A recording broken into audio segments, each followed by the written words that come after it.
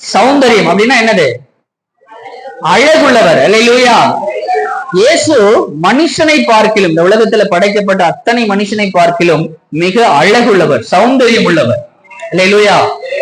ஆனால் ஏசாயாவுல சொல்லப்பட்டிருக்கிறது, அந்த அழகுள்ள அந்த மனுஷன், அழகுள்ள அந்த தெய்வம் அந்த சிலுவையிலே அறையப்பட்டிருக்கும் பொழுது அவருடைய சௌந்தரியத்தை எல்லாம் நமக்காக சிலுவையிலே இழந்தார். அல்லேலூயா.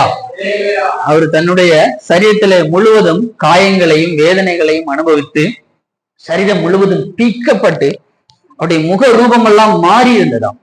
ஆமென். அப்படிப்பட்ட ஒரு சௌந்தரியம் உள்ளவர் தன்னுடைய அழகை எல்லாம் யாருக்காக இழந்தார்? யாருக்காக?